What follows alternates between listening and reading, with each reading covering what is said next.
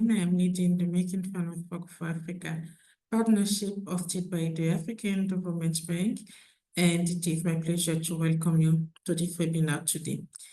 Many of you may be aware of this. This is the final webinar in a series that we launched at the beginning of the year on mainstreaming natural capital in African development finance.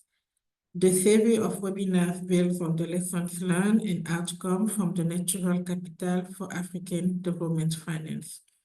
We were very happy to partner with the African Development Bank, the Green Knowledge Partnership, and the World Wide Fund for Nature in organizing this series.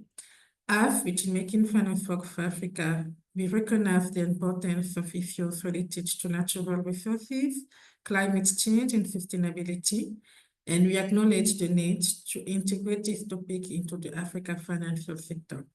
This is crucial not only from a risk management perspective, but also because of the many opportunities they present. And the relevance of the theme of this series, mainstreaming natural capital in development finance, is growing ever stronger as we are getting close to the African Development Bank annual meeting in May, under the theme, Making Africa Capital Works Better for Africa Development. We all know that Africa is rich in natural resources, and we really hope that through this webinar series, we manage to identify solutions that harness this important capital for the continent's prosperity.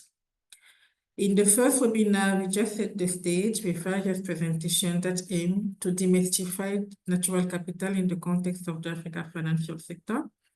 In the second, we delve deeper into tools and approach for integrating natural capital into investment projects in Africa. How to evaluate and assess the natural capital into investment projects. And in this last one, we will be a little more intentional and focus on investing in natural-based solutions. So again, thank you very much for being here today for this last edition.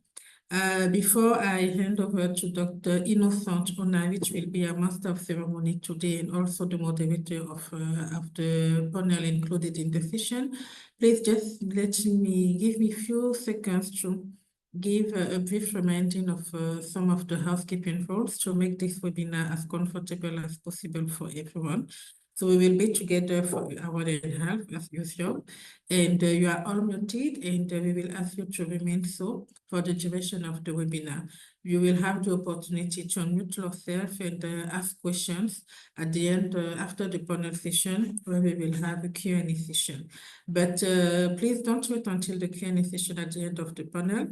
Alongside the presentation which you will be hearing, you can already submit your question and comment using the Q&A button at the end of your Zoom screen. The webinar is in English, and as usual, you will receive the recording and the slide presented during the webinar within 72 hours following the session. If you have any technical issues, please reach out to one of the organizers, and please do not forget to complete the questionnaire, which will appear automatically on your browser at the end of the session. So again, thank you very much for being here. I wish you a very fruitful and insightful webinar, and I will hand over now to Dr. Innocent Ino to guide us through the webinar and the session. Thank you very much. Innocent, over to you. Thank you very much, Marina. Good afternoon, everyone. My name is Innocent, and I'll be moderating today's session. So welcome to our third and final webinar, Capturing the Value of Nature in African Development Finance for Green Growth and Climate Resilience. So today we shall be talking more about investing in nature-based solutions for enhanced impact. The background to our discussion today is that 5 years ago, the African Development Bank and WWF joined forces with the Economics for Nature team of the Green Growth Knowledge Partnership to launch the Natural Capital for African Development Finance Initiative. Of course, with the generous funding from MAVA Foundation and German BMZ. In the last few years, we've worked together with several other partners like GIZ, UNEP, WCMC, WRI, Economics for Nature, and the World Bank, through various activities, gradually taking baby steps that has now laid the foundation for mainstreaming natural capital in African development finance. Within the last few years, we've achieved some key outputs and key results, such as the assessment of the Kakono hydropower project in Tanzania using the sustainable asset valuation methodology. Here, we try to demonstrate why sustainable infrastructure delivers better value for money. We carried out a natural capital assessment of the Pemba-Linchiga Integrated Development Corridor in Mozambique. Again, this assessment modeled ecosystem services and biodiversity measures under the project baseline scenario and compared them to a natural capital approach scenario. We also prepared a natural capital academy in collaboration with other internal bank departments, and this will be hosted through the bank's Virtual Capital Development Academy, VCDA. We develop a series of knowledge products ranging from green recovery using natural capital approaches to technical notes and policy briefs on activating the green recovery action plans for Africa. And very recently, in February 2025, we contributed to a recently published report by WRI and the World Bank on scaling nature-based solutions in Sub-Saharan Africa, which our keynote presenters will make shortly. So overall, these efforts were useful materials that helped prepare a policy paper on natural capital and economic productivity in Africa, and subsequent launch of the bank's new initiative called the Measuring the Green Wealth of Nations Initiative. This initiative was launched by the bank's president, Dr. Akinwumi Adesina, during COP29 in Baku. This initiative will be the headline initiative of the bank on natural capital going forward, even as we continue to mobilize financial resources to implement the second phase of the mainstreaming natural capital in African development finance through the bank's climate adaptation window. We also continue to mainstream natural capital and biodiversity through our ongoing work in the MDB Nature Working Group, where we are working to develop key metrics and methodology for tracking nature finance in our portfolio. Ladies and gentlemen, I can go on and on and on, but let me stop here in the interest of time and introduce our key presenters this afternoon. We have two other key speakers today, but I will start by introducing the first two speakers from WRI. One is Lizzie. Lizzie Masters is a senior environmental finance manager with the World Resources Institute, where she works to advance the pace and scale of natural infrastructure projects by unlocking access to capital. She works with municipalities, utilities, impact investors, infrastructure operators, and not-profit institutions, businesses, civil society, to identify green infrastructure investment opportunities to build stronger and more resilient communities and ecosystems. Lizzie is a co-author of the Nature-Based Solutions report I have just mentioned, and she will be presenting alongside with her colleague, Natasha Collins, who is a Nature-Based Solutions Research Associate with WRI's Natural Infrastructure Initiative. Natasha Collins is also a co-author of the NBS report. She's supporting the implementation and scaling of nature-based solutions for water security, human health, and well-being. I'll stop here and yield the floor to Lizzie and then Natasha. Lizzie, you may have the floor. Wonderful. Thank you. Natasha's going to kick us off, and we are excited to be here. Excellent.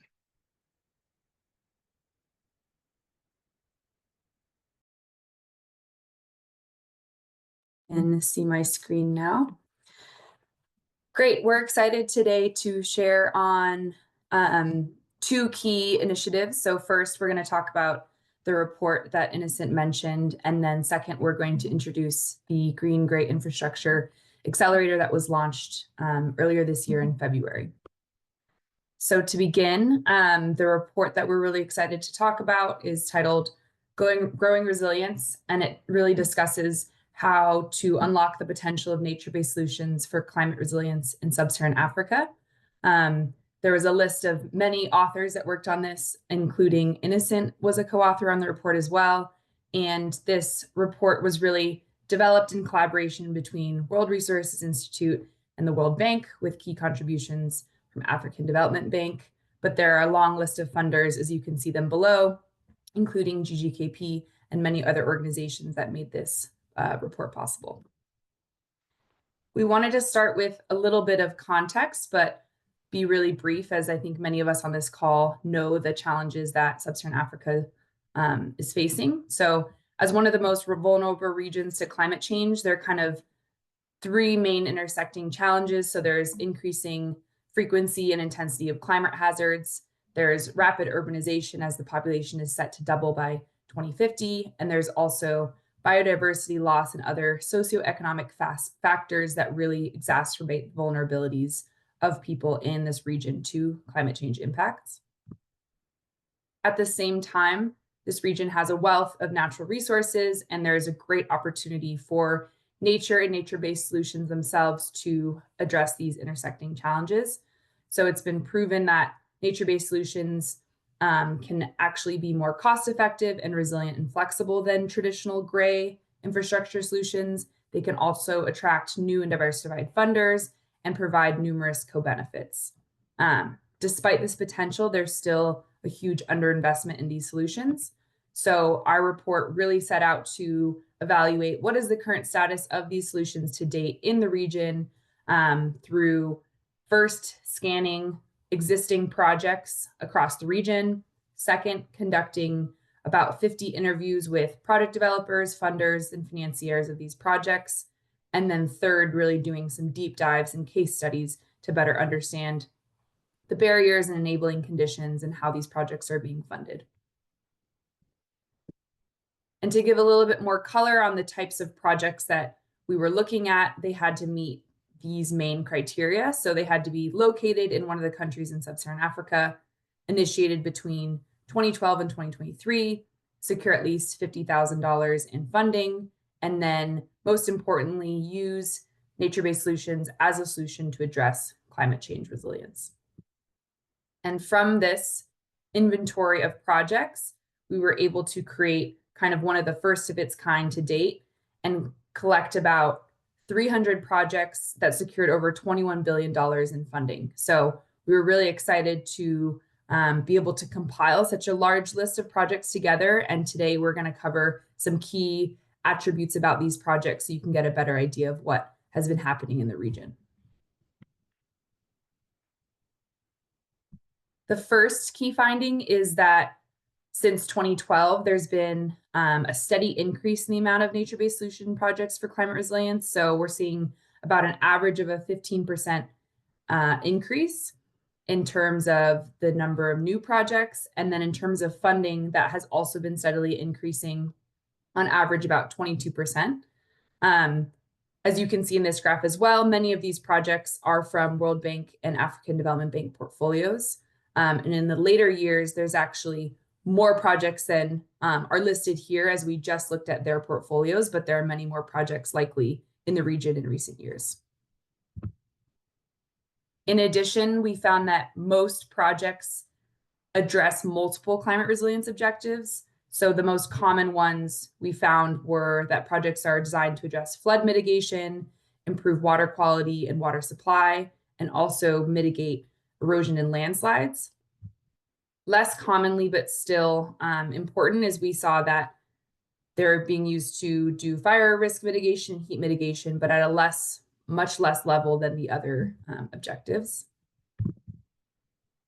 In addition to these key objectives, there was also multiple co-benefits and additional benefits that we saw. So nature-based solutions have been designed to increase the amount of jobs in the region, improve biodiversity and habitat, and also address food security.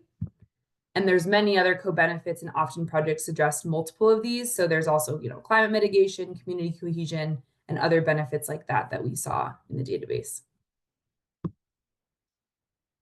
And one other key finding that I'd like to share is that about 70% of projects from the earlier years were in rural areas, but the amount of urban projects are really increasing. So from 2012 to 2021, urban projects only made about 16% of the portfolio, but in recent years, that's really grown to almost half of the projects that we're seeing. And with that, I'll transition it over to my colleague, Lizzie, to continue with key findings. Thanks, Natasha. This should come as no surprise to anyone on the webinar, but we found that African national governments are the primary developers for over 60% of the projects we found. This means that they're the executive agency responsible for project implementation. Subnational governments, NGOs, and other organizations often joined as important implementation partners, as they have the better knowledge of the local challenges and opportunities. Yet huge potential exists for subnational governments and infrastructure operators like energy and water utilities to step up as project leads, especially for green-gray initiatives. Next slide. None of these projects would be feasible without funding. We found that multilateral development banks and multilateral donors and funds have been the key financing partners, serving as the primary funders for over 70% of projects. And despite interest for greater private sector involvement, companies and foundations funded less than 5% of projects, indicating a need to improve the business case for MBS to unlock new partners and funders. Next slide. We found that grants dominate project funding. And looking at the graph at the left, 84% of projects rely on grants alone or grants in combination with other instruments like loans or government contributions. Fewer than 1/3 of projects secured debt finance, only 32%. And MDBs provided the largest number of loans to these projects. In fact, 83% of all debt finance projects were financed by MDBs. Yet, these loans, if you look over on the right, especially concessional loans, accounted for over 70% of the funding deployed. This reveals how important debt financing instruments are to securing funding at scale and helping to implement bigger projects for greater impact. Next slide. Nearly 70% of projects explicitly mention gender equity in their design and implementation. While this number is encouraging, this practice is far from universal. Many projects could include gender more centrally in their design and implementation practices. And just a minority of projects, 13%, included information about incorporating and working with Indigenous knowledge in a substantive way. There's significant room for improvement in integrating the insights from Indigenous people and local communities whose centuries of experience can enhance the design and impact of nature-based solutions. These are a quick highlight of some of our findings, and now I'm going to talk very quickly about the recommendations. And so first, it's critical to address the enabling environment for nature-based solutions. And we think it's important to do this from 3 key perspectives: policy, financial, and social. From policy, we need to realign national and local regulations so that MBS are recognized as effective tools for building climate resilience. Many existing policies still favor traditional infrastructure, but MBS needs to be recognized as a form of infrastructure investment that can supplement or complement gray infrastructure. Secondly, we need to look at it through the financial lens. A social lens. Context matters. In places affected by fragility, conflict, or violence, extra efforts, both financial and institutional, are essential to ensure successful MBS implementation and long-lasting impact. Sorry, animation's a little off. But the other piece of the enabling environment is financial, and we need to look beyond grants and loans to fund MBS projects and really think about diversifying our funding sources. This includes private sector investment. And we need to expand the access and increase the total pool of funds available to this work. This is why one of the reasons why this webinar is so important is to think through alternative sources and ways that MBS can generate funds for to replicate and scale. Second, most importantly, we need to increase the quality of projects. MBS will not gain traction in the region if they do not deliver the intended benefits. To do this, we need to enhance the technical skill sets of our project developers, governments, stakeholders through training and resource sharing platforms to enhance project quality, increase efficient planning and implementation, and meet the growing demand of MBS projects. As MBS projects grow, every project must be designed and implemented with integrity, ensuring climate resilience for communities while safeguarding the ecosystems they depend on.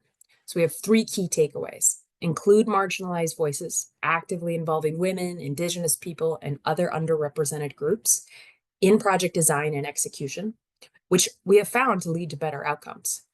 Also align with local priorities. Fostering community ownership leads to long-term sustainability of MBS projects. And third, protect biodiversity. Use native species and apply biodiversity-friendly practices to enhance and preserve local ecosystems. Finally, there's such an opportunity here to capture the lessons learned through advancing monitoring, evaluation, and learning. We have more than 300 projects offering incredible insights, and it's crucial that we begin to invest in capturing the lessons learned from initiating these projects to the delivery, to the implementation, to how they're doing now. And we can do that by standardizing MEL frameworks, or monitoring, evaluation, and learning practices.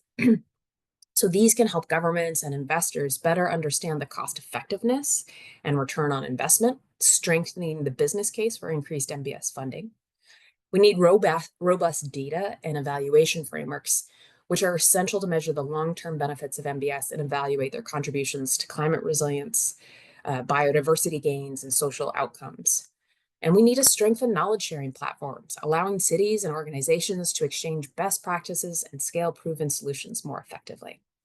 And to sustain post-implementation evaluations, projects need lasting funding and financial mechanisms. And I'm super excited to hear about the potential for biodiversity credits, but there's also opportunities like user fees, environmental taxes, and payment for ecosystem services.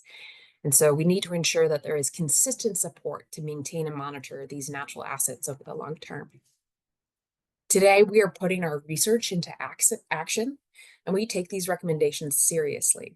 And so we recently launched the Green-Gray Infrastructure Accelerator, which is focused on creating the policy enabling environment to increase the amount of capital available for MBS and GGI for both domestic and international sources for well-designed MBS and GGI projects.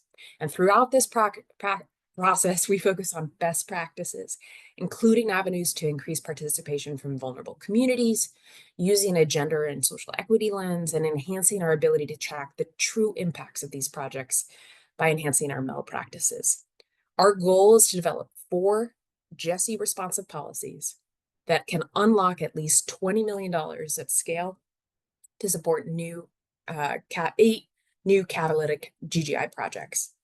So we launched, next slide, the GGI Accelerator across 11 cities aimed at increasing MBS and GGI adoption.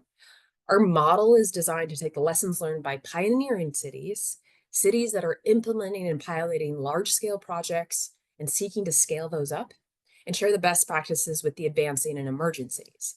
The advancing cities are in the process of developing implementation projects, and we are still working with emerging cities to increase awareness and develop pro-MBS policies and projects. Next slide. And we support these projects by offering 5 key pillars of support: policy and strategy guidance, project design and implementation, economic analysis and financial structuring to diversify those funding sources, and help achieve and unlock financial scale to unlock as large amount of capital as possible for these projects. We do this by cohort and peer-to-peer learning, making sure there's knowledge sharing, and building up our communications and outreach to build awareness. Next slide. So I'm just going to highlight a few of our wins from this first year of the accelerator. From these key perspectives, we have helped to develop critical guidelines and policy documents in collaboration with these cities, such as launching and implementing Brazzaville's urban forest strategy and Rwanda's national urbanization policy that incorporates pro-MBS recommendations. We are in the process of restoring over 3,550 hectares to help restore waterways, reduce flooding, address urban heat and biodiversity loss in Ethiopia, Rwanda, and South Africa. And we have hosted over 8 finance dialogues across the region and are undertaking 3 cost-benefit analyses and developing 4 business cases to help us develop bankable green-gray infrastructure projects. Next slide. We are excited about this work and invite you to join us on our journey. We are trying to create a network of practitioners to help us scale up MBS and GGI across the globe, one thriving, resilient city at a time. So please contact us with any questions, ideas, and solutions. And I know there's the opportunity here to engage in a dialogue, but we welcome the dialogue. So consider the profound benefits of this approach, which can bring to our communities the transformative impact to our collective future. The challenges are significant, but the opportunities to create resilient, thriving cities are even greater. Thank you. Thank you very much, Lizzie. Thank you very much, Natasha, for such an exciting keynote presentation. You delved into the key issues that we are going to be discussing in the next panel. One is on private sector and building the business case for nature-based solutions. I think we cannot overemphasize this point. We should continue to build a business case because investors really want to see value for money, either in terms of development impact, in terms of building climate resilience, or in terms of monetary value or valuation. So we must continue to build this case, and we must also make sure that we include the role of indigenous people and local communities. These are the stakeholders that are closest to nature, and they should be able to be a key player in the conversation. You also emphasized the point about diversifying funding sources in your presentation. It was clear that MDBs are currently doing a lot. We need to be able to look at other financial models that exist so as to support your green gray infrastructure accelerator projects. So in order to have this discussion in more concrete details, we'll be inviting two key panel speakers. One of them is Kay Mashikaro. She's from the Sustainable Finance and Impact Investing Experts at the Dutch Fund for Climate and Development. Kay is responsible for building a pipeline of bankable and scalable projects that have positive impact on climate and nature. She has done a lot of work in crowding in private sector investments within the African continent. She holds a master's in sustainability leadership from the University of Cambridge. The second speaker is Mr. Rowan Lurox, who is also a sustainable finance coordinator and biodiversity credits expert at the Sustainable Finance Coalition. Rowan has over 20 years of experience in sustainable finance solutions, including nature and biodiversity finance, impact investing, sustainable businesses, and the growth opportunities. Over the course of his career, he has developed and implemented sustainable finance and investing strategies, ESG analysis, performance and impact measurement, raising long-term competitively priced capital, and generally driving sustainable project development and applications for various organizations. So you can see the rich profile of our panelists. And now to kick off their presentation, I have two key questions for them. First, to Kay. The Dutch Fund for Climate and Development has been widely praised as a model for stimulating nature-positive investments in Africa and elsewhere. Could you tell us a bit about this model and in particular, the role that financing institutions play in this? Thank you. 10 minutes. Absolutely. Thanks for that. I think DFCD is quite a unique model in the sense that it's got so many players, and one of the key elements around it, it's really about nature and people. And further than that, it's about scaling and bankability of projects within these precious, vulnerable landscapes, and also considering the people, the vulnerable people that are affected by the changes in climate change and all that it brings. So I think in terms of the presentation, I'm going to basically speak a little bit more about DFCD, what we do. It's a consortium, and it's got some really, really interesting key players that are phenomenal in terms of crowding in expertise and ensuring that we reach our mandate in terms of crowding in finance to deploy for nature. Just to give a bit of a summary from a perspective of who we are, there's a couple of players. There's FMO, which is the Dutch Development Finance Bank, and ourselves, WWF, the SNV, and Climate Fund Managers. And we bring a whole lot of technical expertise and also investment structuring expertise in terms of how do we best look at deploying these funds to scale projects to bankability. And then in terms of how we operate in the next slide, just to give you a bit of a lens, I think it's a lot easier to see it structurally. We operate in key regions, Latin America, Africa, and also Asia.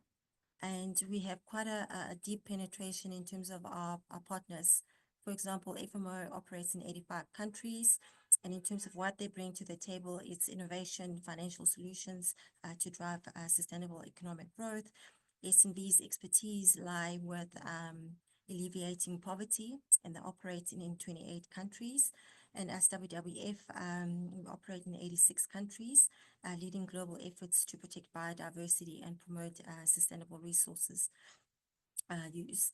And lastly, climate fund managers that invest across 12 countries to mobilize capital for climate resilience specific to infrastructure projects. So by combining our strength to amplify impact, I'm going to briefly touch on how DFCD is structured. This will give a more richer and deeper lens in terms of how all this connects. So as mentioned, we operate in those key regions, Africa, Asia, and South America. And we also have a specific sector focus, which includes agriculture, forestry, environmental protection, and lastly, water and sanitation hygiene. And from that baseline criteria, we source qualifying projects for our origination facility, which is a mechanism to deploy grants, technical assistance to de-risk projects.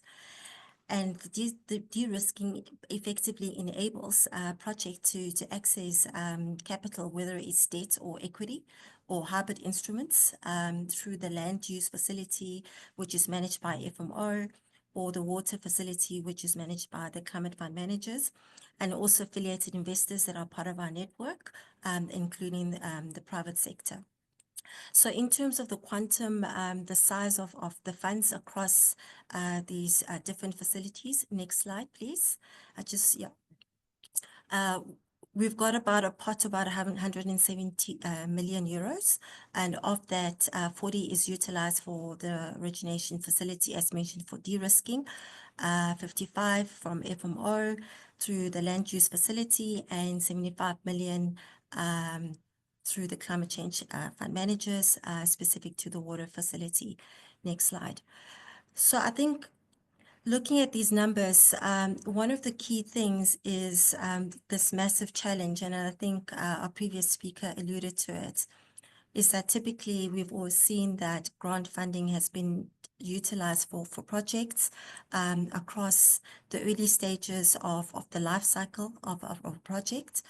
And it gets to a project development phase where it's almost like projects are abandoned, and they're abandoned for several reasons, whether because they're at early stage and commercial, or at least traditional finance it's find them too risky, or they're displaying negative EBITDA. They've been operating, but they haven't been as profitable, or they're having government issues, because one of the key things what we've noticed is that with some of these projects, there tends to be founder concentration risk.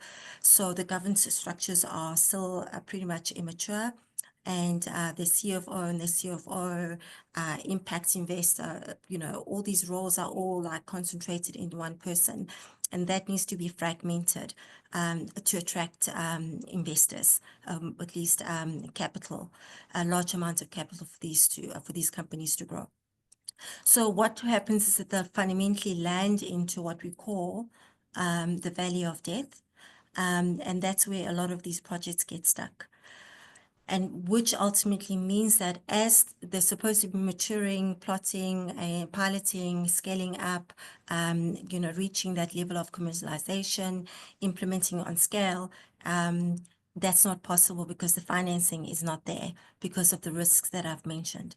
So in terms of where DFCD critically, next slide, please, critically plays a role is firstly, the origination facility, which really plugs that risk gap between the ideas and discovery and project development by de-risking these projects through the grants, the technical assistance, etc., that I'd mentioned earlier. And then also tapping into the FMO land use facility, which is then becomes a viable project, a financially viable project, because there's that level of support, because the de-risking has taken place, including getting access into or getting funding through the water facility, because the de-risking has taken place. So the combination of these facilities, which provide this concessional funding, really become very catalytic in terms of crowding in, unlocking other DFIs to come in, unlocking private sector to invest in these projects. So I think it will be also more beneficial to speak to a particular case study, which I think it's relevant.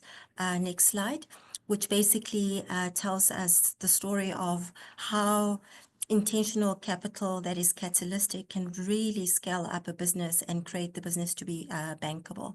Next slide. So the case study that I chosen is Beyond Good, which is a company that's based in Madagascar and is looking at scaling in Uganda. They were established in 2025, so they're operating for quite a while. They came to us, they recognized their risks in terms of how are they going to be able to create the business to scale and to be bankable. So through the origination fund, we were able to give them a grant of around 190,000 euros, and looking at specific intervention mechanisms in terms of de-risking. And one of them being looking at embedding ESG monitoring and evaluation capabilities, looking at providing technical assistance in terms of scaling nature positive product development, and then including also looking at their supply chain in terms of how can they de-risk their supply chain. And then finally, also looking at building capacity dedicated to themes around gender equality and social inclusion. So out of that grant of 187, Beyond Good is now in a position where they're able to mobilize 20 to 30 million, which is a good story to tell. And it just shows you the power of catalytic capital in terms of de-risking businesses and allowing them to get market access, capital access in terms of furthering their business. So in terms of the key impact metrics, in terms of this project, you're looking at just over 6,000 hectares of farmland, which will be under sustainable management, over 28,000 tons of CO2 emissions that will be sequestrated, and also just on the human aspects of it, 6,000 direct jobs created, 40% of them being women. And across the whole value chain, looking at just over 28,000 beneficiaries, which is absolutely phenomenal. To the next slide. So this basically tells you just the impacts, since DFCD has been operating. We've seen all these different projects across the African continent. Huge amount has been raised. That's close to 78, just around about 79 million.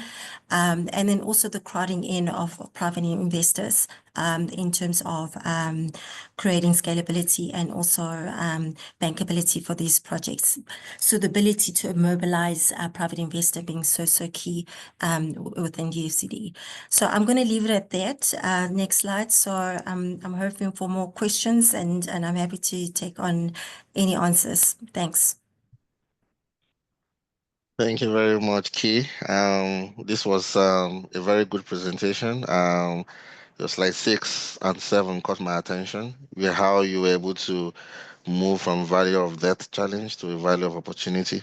I think this is an area that I expect at least one question, because we also see how having an intentional capital, like the example you gave in Madagascar and Uganda, can yield certain key metrics. 6,400 jobs is quite a lot. And the African Development Bank has a strategy on jobs for youth. It would be good to also know, for example, how much of these jobs were created for the youth. But I think this is something that is very attractive to me as a staff of the AfDB, and I look forward to further discussions with you to see what kind of collaborations we could have with DFCD to de-risk some of our future nature-based solutions portfolio. At this point, I would like to also invite the next speaker, Mr. Rowan, who has done a lot of work on biodiversity credits, to also give us perspectives into how biodiversity credits have received a lot of attention. I'm sure he will tell us why. And then some various models of biodiversity credits that have been tested in Africa, including, among others, the Wildlife Credits Program that is being implemented in Namibia, Tanzania, and Kenya. Rowan is going to tell us a bit about how this works, and in particular, how financing institutions can engage in this. You have 10 minutes, Rowan. You have the floor. Thank you very much. I'm just trying to get my camera to turn on. Thank you. I hope everybody can see my screen. Please indicate if you can't. Thank you very much for the introduction, and I'm really excited to be here. As indicated, I'm going to be looking at biodiversity credits, specifically focusing in on the opportunities and realities of the emerging biodiversity credits markets within the Southern Africa region, and also focusing in a little bit on a project and program called Wildlife Credits in Namibia, which is active and running and is expanding into other regions and in other areas in the region. So quickly, what is a biodiversity credit? So biodiversity credit is a certificate that represents a measured and evidence-based unit of positive biodiversity outcome that is durable and additional to what would have otherwise occurred. This is the current official definition by the Biodiversity Credits Alliance. I'm not going to dwell too much on this. What I want to focus in on what credits are not. So credits are not offsets. This is a fundamental difference between a biodiversity credit and the likes of carbon credits, is that they're not used for offsets. But instead they facilitate payments to support projects that protect, restore, or positively manage biodiversity. So just collectively called biodiversity outcomes. What are the current use cases for credits? So wildlife credit use cases, as I said, we'll focus in on that. This is a very busy slide. I don't expect people to read it, and I'm not going to go through it in detail.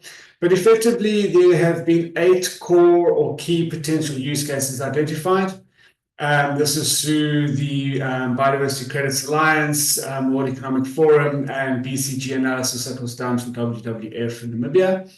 And the main ones really are the contribution to voluntary global biodiversity targets or internal corporate nature targets. So they say here, and offset goals. So what we're doing is we are disputing the offsetting goals because biodiversity credits do not form the legal requirements that often are used for offsetting. So in many jurisdictions or many countries, there's actually offsetting policy and offsetting legislation, of which biodiversity credits doesn't meet that requirement. Another interesting one was a potential to seek nature positive financial investments. In other words, actually looking for uplift and profit around the use of biodiversity credits. What we found was looking at this under the Biodiversity Credit Alliance of the survey in 2023. Now, the survey is a lot bigger than what I'm presenting here, but these are the core findings. And the core findings were really around the fact that implement corporate nature targets came out tops. And the reason the question asked was, what would you use or what would biodiversity credits fulfill? Second place was a desire to contribute to global biodiversity targets, which is in line with one of the 8. And the expectation of formal recognition of biodiversity credits by regulators in the future came out as third. That indicatively has some sort of offsetting undertone to it. So it was a very interesting outcome. But what was important here, I think, at least, was the expectation to make a profit by reselling the credits later. And I think this is important to understand because this plays heavily into the fact of why investors and financiers are potentially not in the market at the moment, but I do think it also offers an opportunity for their involvement going forward. Very busy slide. All I'm trying to prove here is that there were just over 52 sales or in actual transactions in biodiversity credits globally to date that we can account for. This information is available on Bloom Labs. If anybody wants to go and interrogate it further, it's quite a nice database. But effectively, contributions and philanthropy are the top reason for demand for biodiversity credits. And only one Single Earth back in 2022 indicated that they were looking to make a profit out of their purchase of biodiversity credits. So that's in line with why people, exactly in line with the survey results. And I think it speaks quite heavily to the demand side of biodiversity credits at the moment. So how can financial institutions engage with biodiversity credits? The next few slides are relatively busy. Please forgive me. I developed the slide deck as an information pack as well. So it is available after this, and hopefully people can dive into the detail. But I've broken it up. There are 5 sort of roles that we can have as institutional investors or in financial institutions. One could be a direct investor. So providing capital directly into the credit generating projects. So this capital could be, project finance is a very typical opportunity where the credits are actually used as the return on investment or are used as the offtake agreements, for example, on a project finance structure.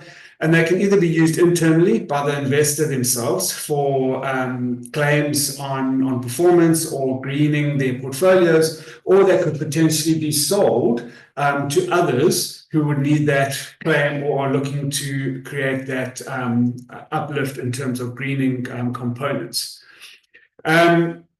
So blended finance structures, specific activities that direct investors can get involved in, land development, land procurement that facilitates or provides land tenure rights on the projects, etc.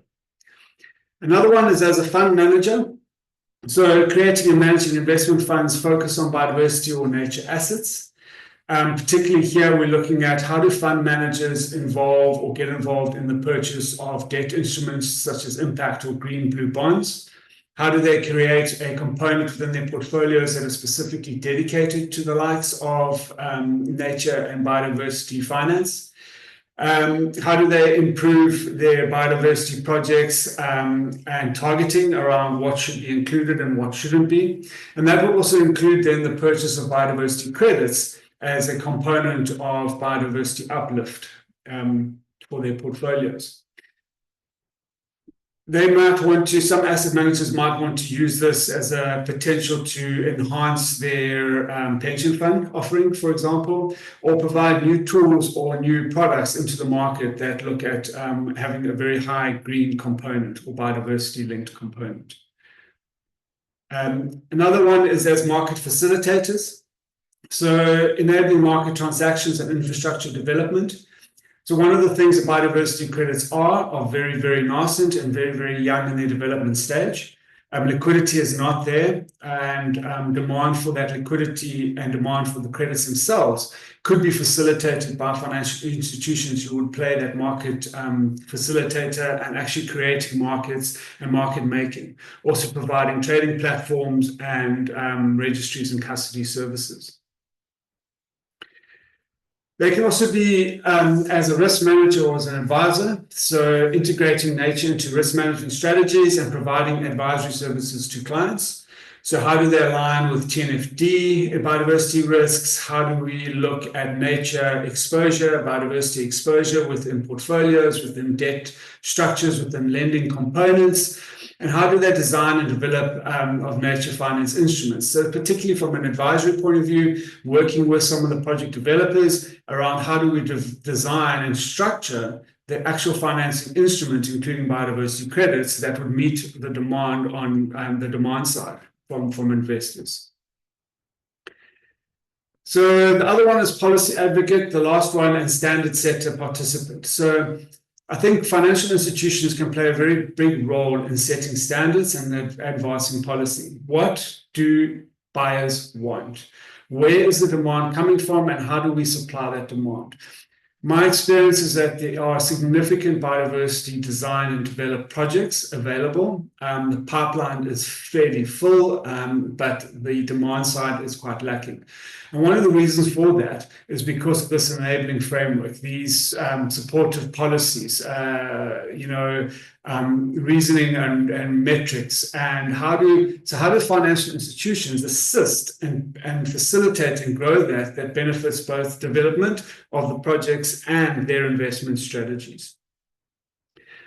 A quick one now, just focusing in on a project that is on the ground, within Namibia and several other Southern African countries in the region, which is wildlife credits. So wildlife credits is a program that constitutes several nature projects that protect, restore, or positively manage biodiversity. These are the wildlife corridor protection, where elephants and other wildlife, but predominantly elephants as a key species, need the corridor to move between different wildlife areas. Within the conservancies in Namibia, species protection, so human-wildlife conflict and reduction in human-wildlife conflict between communities in the area and lions, so it's a lion tolerance. There's wildlife zones, so landscape habitat protection. So this is where areas within conservancies, within community areas are dedicated as wildlife zones. Communities agree that aspects such as cattle and other farming agricultural activities will not be participated, and they are then provided with payment for that, so outcomes-based payments for that. And under development at the moment is species protection. So similar to the wildlife-human conflict of the lions, but wild dogs and cattle conflict is quite big in Namibia. So one of the things that has been looked at is wild dog as a wildlife credits program. So wildlife credits meet the criteria for most biodiversity credit requirements. In other words, they have a biodiversity outcome. It is measured, and it is measured as the difference between the scenario with and without the project. It represents an outcome that has already been demonstrated. So this is ex-ante performance-based, and they use evidence-based data showing that the outcome has taken place. So these are pilot projects, and these activities are already happening on the ground. The outcomes have already been measured and rewarded where they have been positive.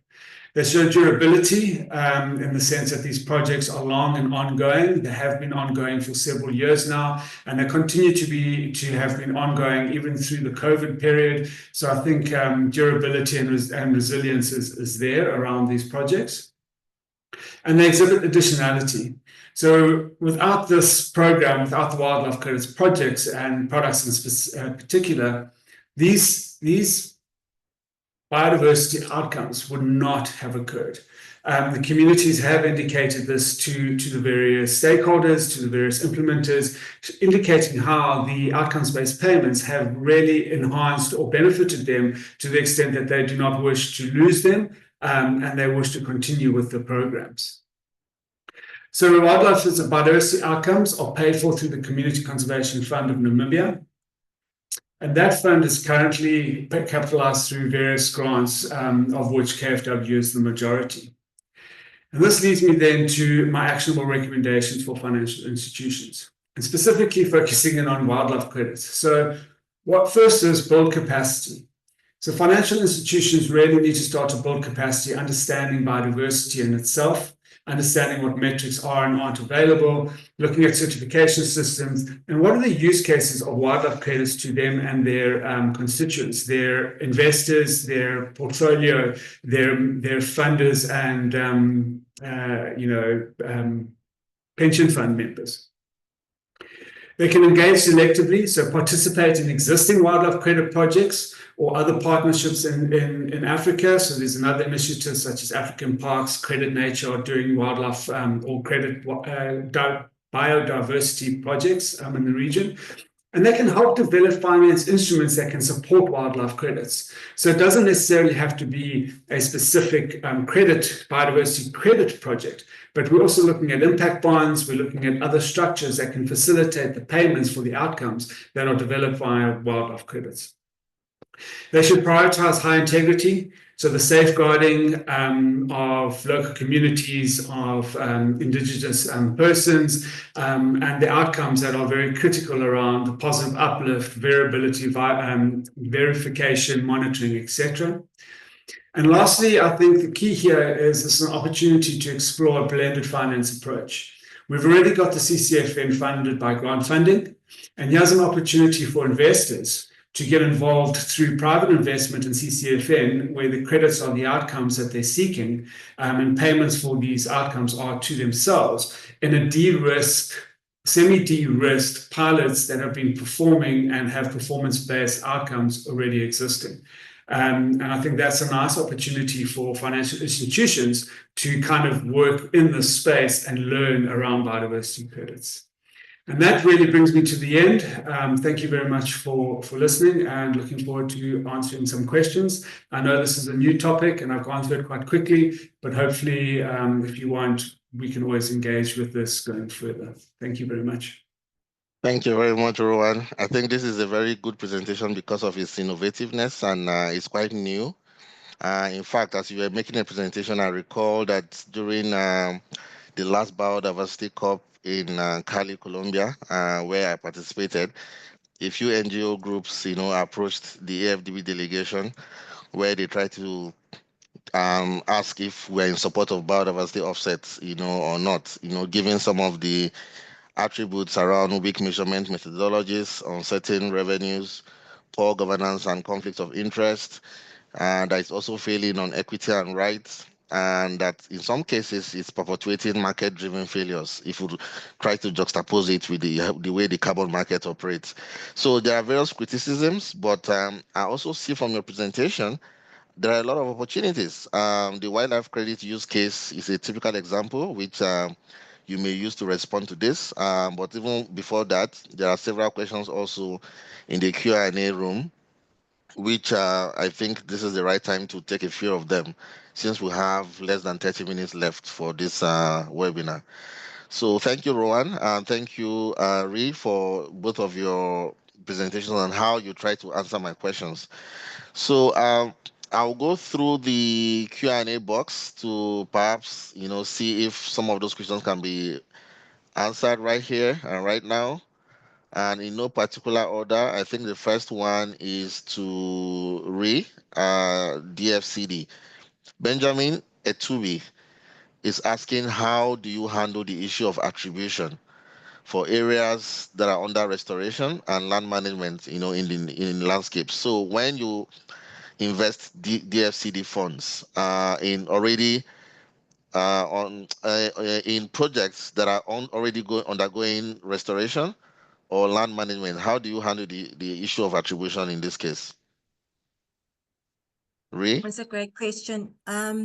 So typically what we do is we work with the local officers within the country. And typically what they do, they define specific priority landscapes within a country. And in terms of our funding is deployed into those landscapes. So to answer your question around whether there's restoration requirements, rehabilitation, typically that wouldn't be the case because we are looking at projects that are bankable and that they can be scalable. And to the extent that that is the first criteria. And if there is that follow through in terms of the restoration component that will be locked into the funding, that's when it will slot in. So we wouldn't actively go into a landscape where it requires some sort of intervention. Yeah. Thank you, Ree.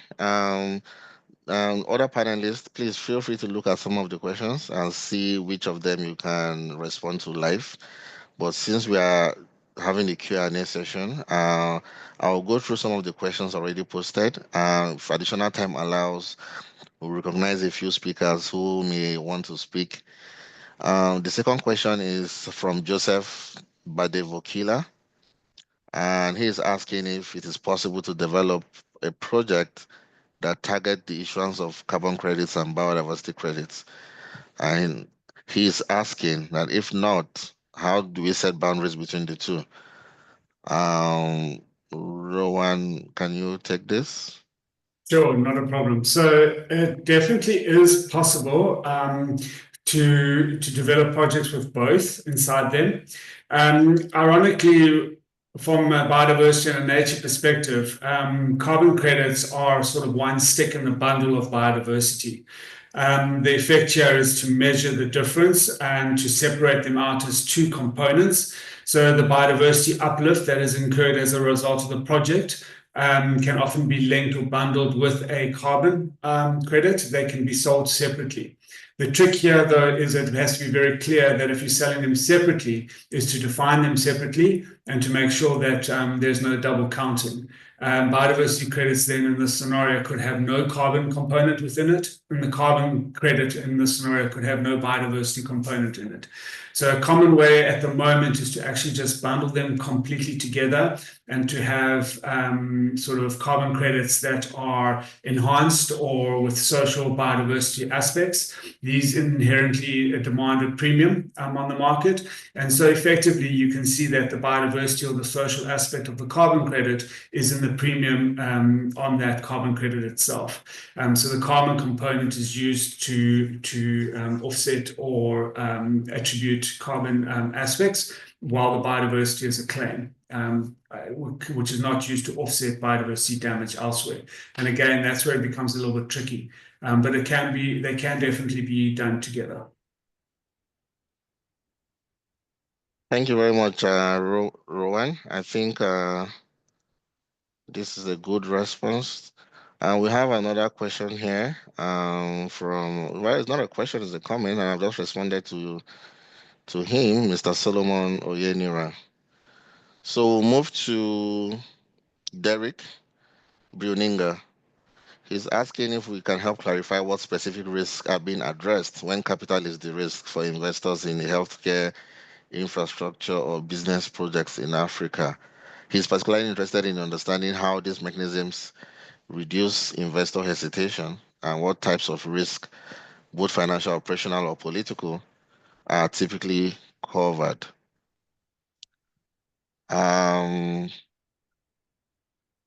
Key or Lizzie, do you want to take this? Because they mentioned infrastructure, they mentioned the risking, and I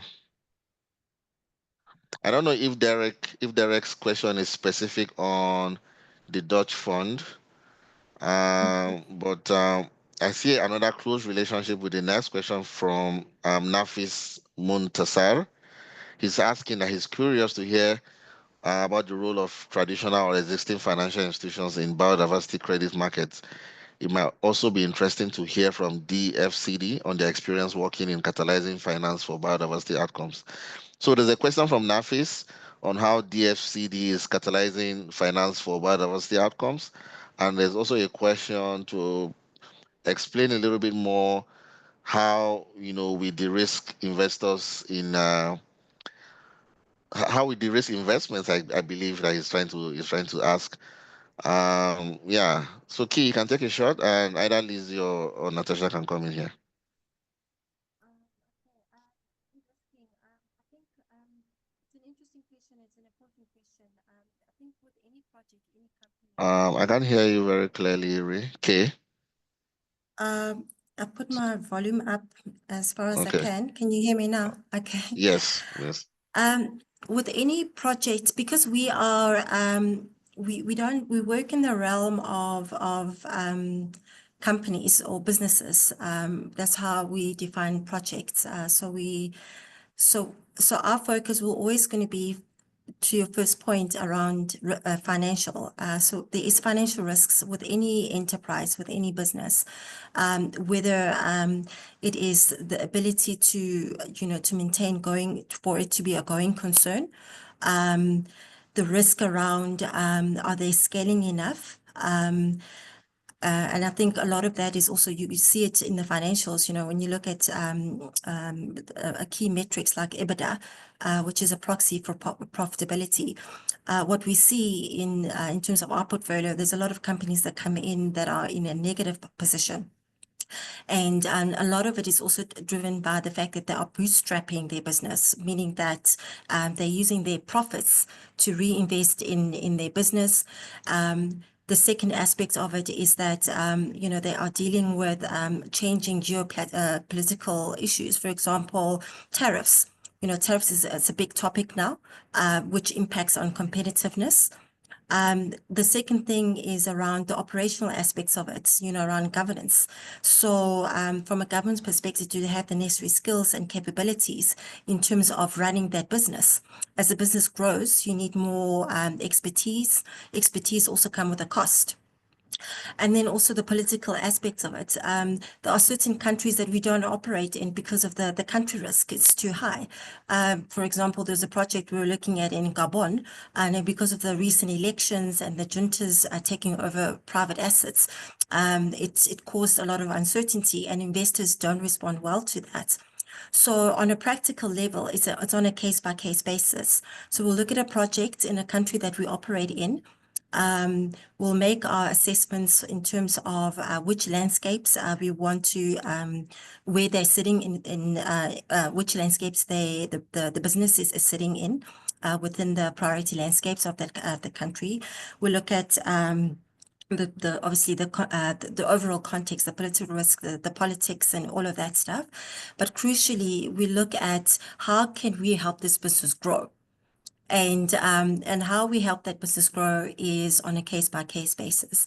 If they need to deploy expertise in terms of scaling their business to be a little bit more sophisticated, we're bringing TA in terms of how can we TA in terms of getting in third parties to identify the right human resource in terms of capacitating that building that business.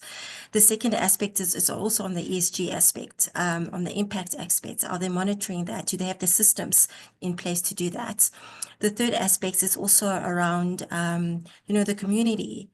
For example, we work a lot in the agri space with small scale farmers. Are these small scale farmers, are they paid well? Is there a living wage that's been paid? Is the price that these farmers are, the produce that they, with these the farmers, is the produce and the commodity prices correctly factored? Because a lot of these agri companies export internationally. So there's also complications around hedging because of price differences. So it's on a case-by-case basis, and we try to get very granular in terms of identifying all those risks, from financial, operational, country risk, in terms of working out what we call a work plan, which is key specific things in terms of addressing those risks.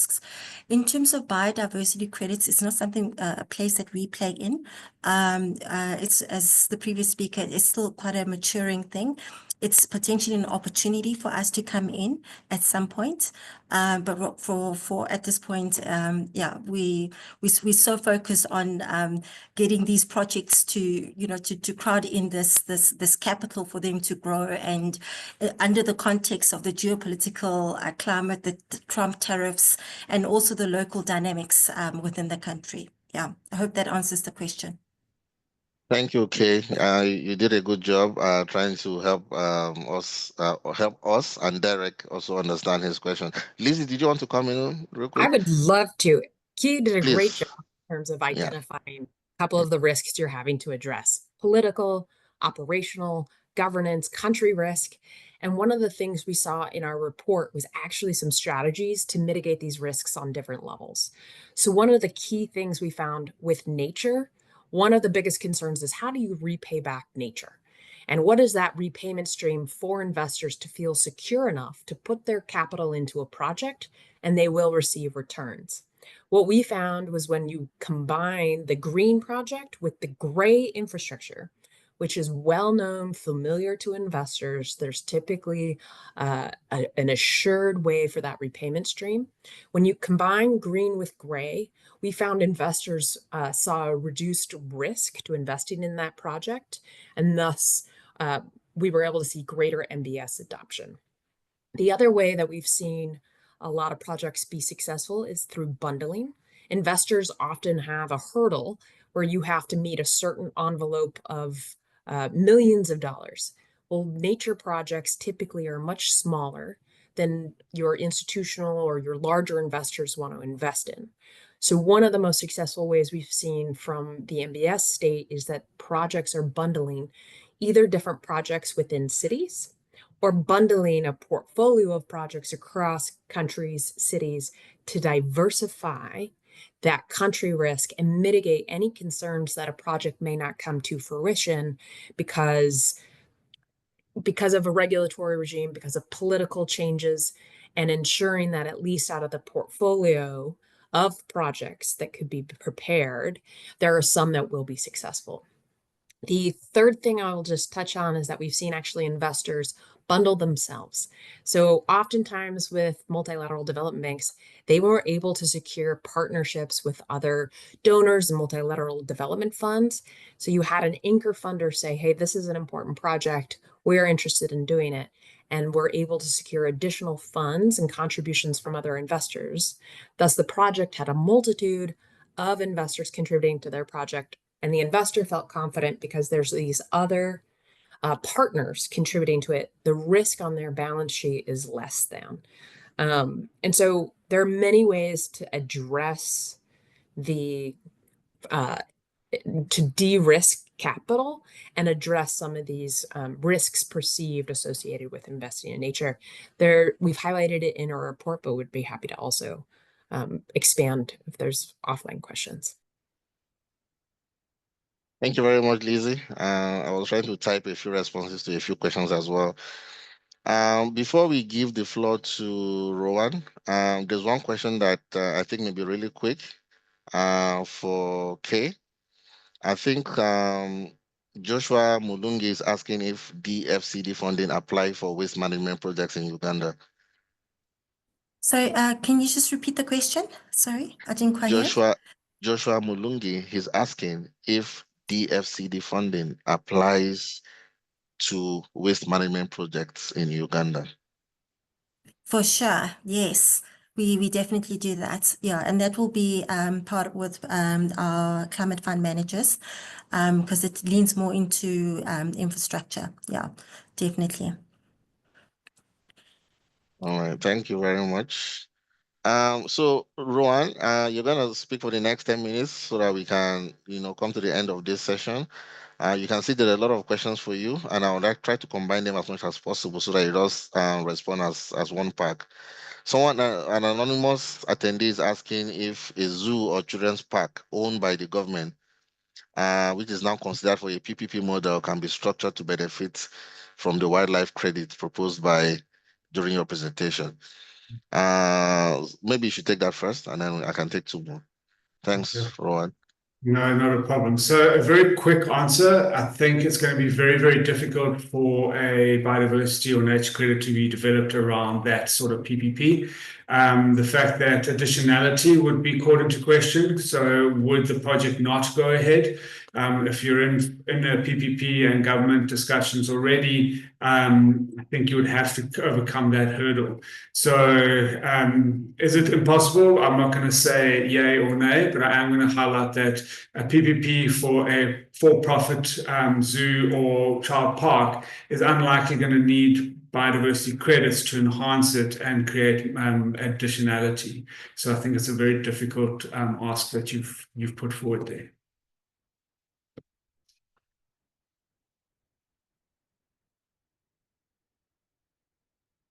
Innocent, other questions? You're on mute, Innocent.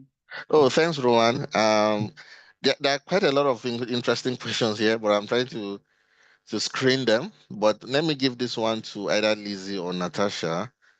It has to do with strategies or mechanisms that could be considered to stimulate and shape the demand in Africa, particularly for domestic investors or corporates. Over to you.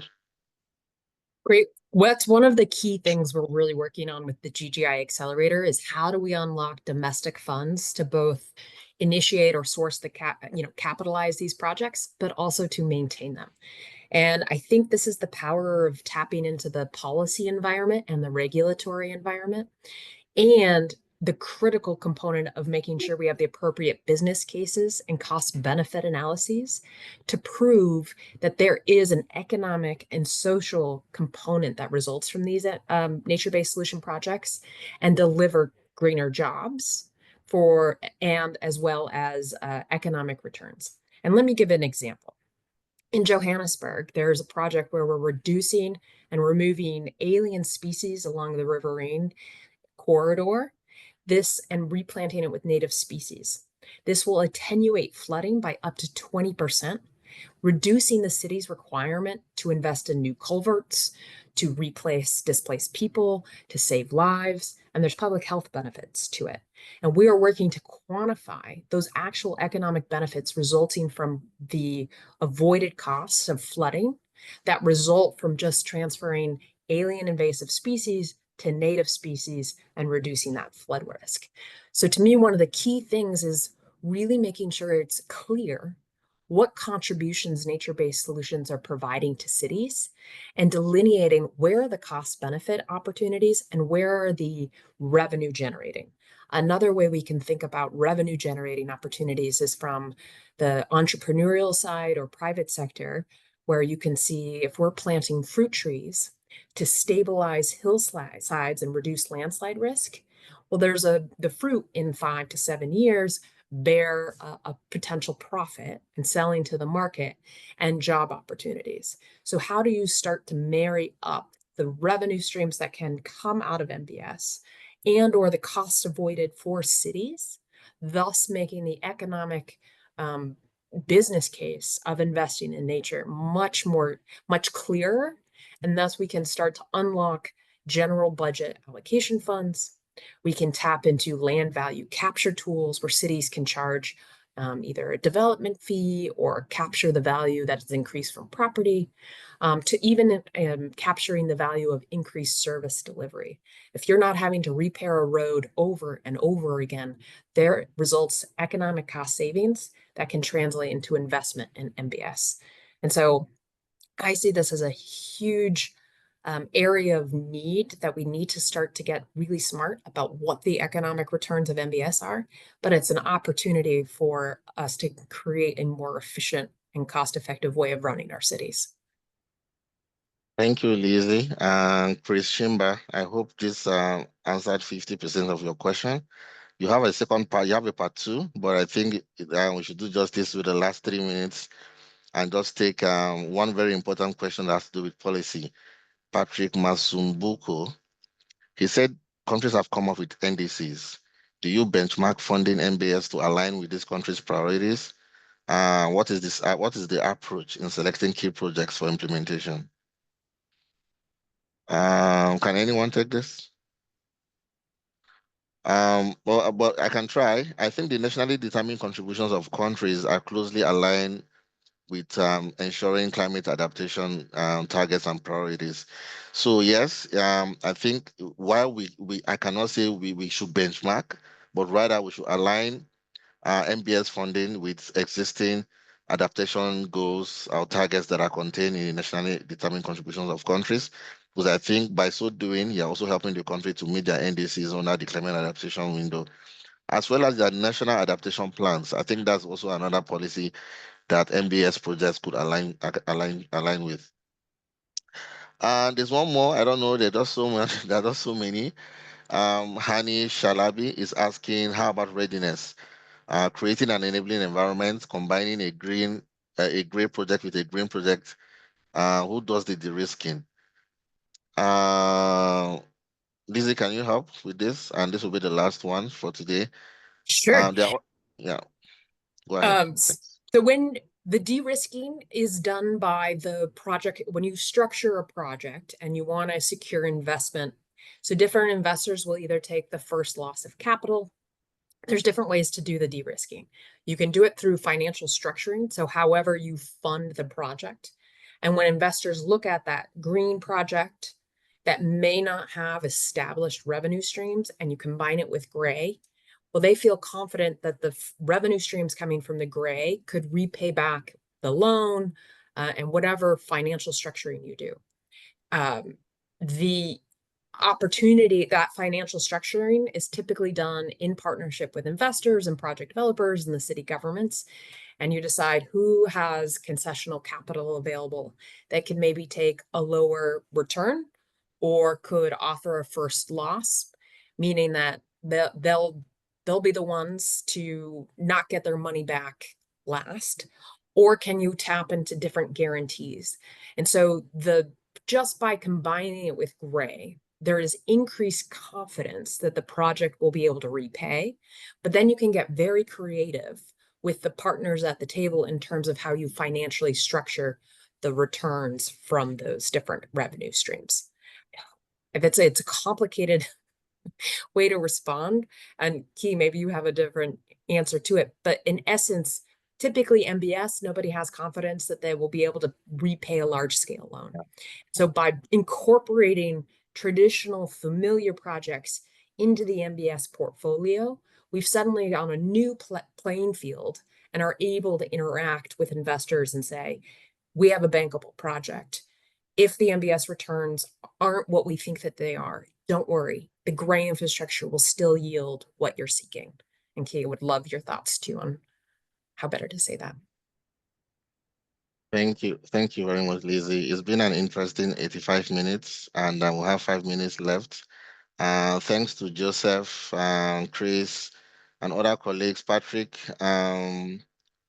Dakonto, Hani, Divine, Khadija, Dunia. I'm sorry we can't take all your questions. And for those of you who made